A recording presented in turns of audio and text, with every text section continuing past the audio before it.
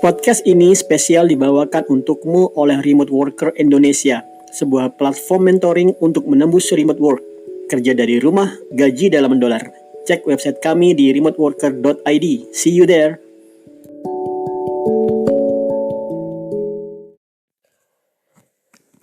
Oke, kebetulan saya baru ngelihat di salah satu replay di YouTube Remote Worker Indonesia yang berkaitan dengan verifikasi ID Upwork yang saya lakukan sekitar minggu lalu, sekitar 3 hari yang lalu. Oke, jadi disebutkan ada teman yang menyampaikan bahwasanya dia dirumahkan karena pandemik corona. Ini kalian harus siap-siap kejadian ini akan terjadi terus sampai ke depan. Sampai wabah ini benar-benar sempurna diselesaikan. Kalau kamu ngerasa sekarang sudah berat, maka kedepannya akan masih lebih berat lagi. Kapan ringannya kita belum bisa ngelihat. Jadi kamu jangan merasa tenang bahwasanya tenang aja, estimasinya Juli ringan. Nggak ada yang tahu. Itu sekedar estimasi, dan kalau nanti pun dalam tanda petik normalnya kita itu nggak akan sama dengan normal yang sekarang. Sebagai contoh, kalau sebelum pandemik maksudnya ya. Kalau misalnya sebelum pandemik kamu JJS, jalan-jalan sore santai, nge-mall santai, jalan-jalan ke banyak tempat wisata santai. Sekarang kita nggak akan seperti itu lagi. Sampai mungkin 2 tahun. Sampai solusi obatnya dan pencegahan via vaksinnya ditemukan. Selama itu belum terjadi, kita akan tetap seperti ini. Kita akan menerapkan social distancing, menerapkan penggunaan masker, mengubah banyak cara kerja sosial kita menjadi cara kerja working from home, study from home, dan lain sebagainya. Oke, jadi dalam konteks ini, kamu benar-benar harus bersiap-siap dengan kondisi dirumahkan. Nah, kalau kamu tidak terbiasa dengan kondisi ini, mungkin kamu stres atau malah takut banget. Saran saya adalah jangan pernah merasa patah semangat atau merasa ini adalah akhir dari segalanya. Enggak boleh. Kenapa? Lah, saya pun sudah bekerja di rumah dari tahun, saya malah lupa awalnya, 2012, 2013, itu awal saya. Berarti hampir 1 dekade. Lama sekali. Selama itu saya nggak pernah terpikir ngantor. Kadang-kadang ngantor pun terpaksa, terus nggak sampai lama saya berhenti atau diberhentikan karena nggak cocok dengan ritme kantor. Jadi kamu nggak boleh berpikir kantormu itu satu-satunya sumber pendapatanmu. Nah, sedikit masalah spiritual, rezeki itu disumbernya dari Yang Kuasa. Kantor hanya sebagai perantara. Oke, nah sekarang kamu di rumah, kantor nggak ada, jangan merasa bahwasanya rezekimu berhenti. Kamu hanya sekedar harus memikirkan atau merubah mindsetmu dari yang bekerja dengan butuh kantor, dan sekarang bekerja langsung kepada klien. Sebagai satu pemikiran, kalau kamu kerja di kantor, sebenarnya antara kamu dan pemberi uang, yaitu klien, ada yang menjembatani, maklar. Siapa maklarnya? Maklarnya adalah kantor.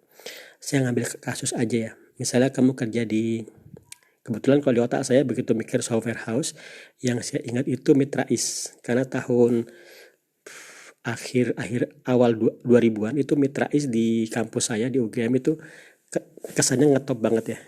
Sedikit sebut nama nggak apa-apa. Nah, jadi misalnya kamu kerja di Mitra.is nih, kemudian dirumahkan. Apa yang terjadi? Sebenarnya kamu sekedar saat kamu belum dirumahkan, antara kamu dengan klien Mitra.is itu ada Mitra.is sebagai orang yang mengatur, memberikan gaji, dan kemungkinan gaji dari klienmu itu gede banget. Tapi ke kamu karena dibagi-bagi dan lain sebagainya, proses manajemen dan lain sebagainya, gajimu cuma misalnya katakanlah belum sampai 10 juta, misalnya seperti itu ya. Nah, sekarang kalau kamu mulai dirumahkan, kamu malah harusnya lebih senang karena tidak ada lagi yang menjembatani antara kamu dengan klienmu.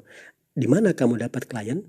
Itu salah satunya di upwork.com, freelancer.com, remotepython.com, remoteok.io, careerstackoverflow.com, toptal.com, remote.com, dan lain sebagainya. Saya bisa terus menyebutkan URL, nggak ada berhenti-berhentinya karena memang banyak sekali. Oke, nah kemudian kalau kamu saat sebelum dipecat, dirumahkan, saya pakai kata dipecahkan apa dipecat atau di rumah ya? Dirumahkan aja lah ya.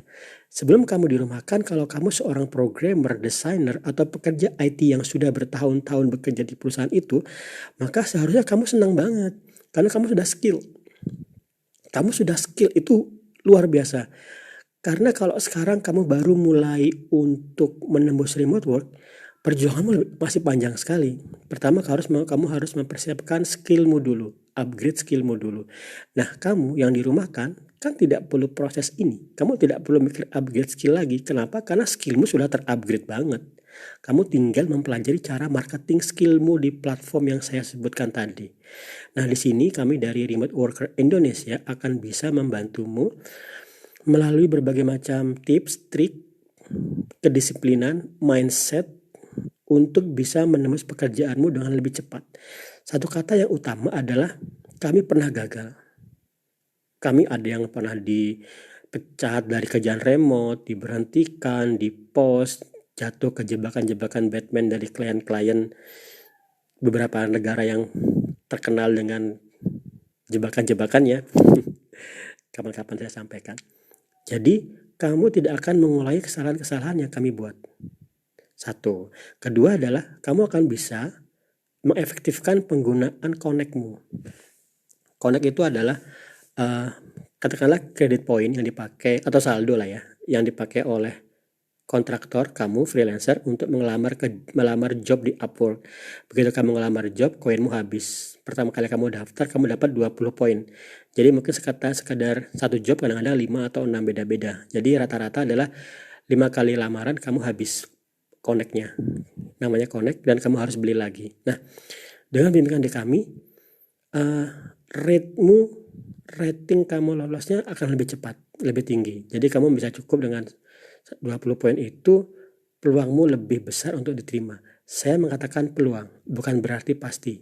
Kenapa? Karena ada banyak variabel yang membuat kamu bisa diterima atau tidak. Sebagai contoh, dalam minggu kemarin, teman-teman yang expert kemudian tergabung di remoteworker.id, ada yang belum berhasil atau sudah berhasil, udah ngobrol tapi nggak jadi deal ke kontrak.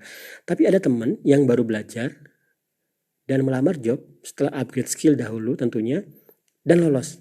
Nah, tetap ada satu faktor yang kita yang kita tidak bisa kontrol ya, katakanlah rezeki. Misalnya rezeki, tapi kita bisa mengkontrol peluang-peluangnya. Jadi katakanlah misalnya sebagai gambaran paling gampang, kalau kamu ngirim cover letter tapi langsung maki-maki orang, pasti nggak diterima kan? Nah, jadi peluangmu adalah membuat cover letter dengan bahasa komunikasi yang langsung membuat klien terpaksa menjawab. Membuat klien terpaksa menjawab, itu adalah kemenanganmu. 99% kemenanganmu ada di situ. Jadi tinggal 1%, jika klien sudah menjawab, tinggal 1% kamu close the deal, dan ada banyak teman-teman yang dalam hitungan 2 kali 24 jam dapat job pertama. Itu banyak. Oke, itu aja yang bisa saya bagikan. Jangan patah semangat dengan corona ini dan jadilah orang yang benar-benar produktif dan jauh lebih produktif di zaman corona ini. Oke, thank you.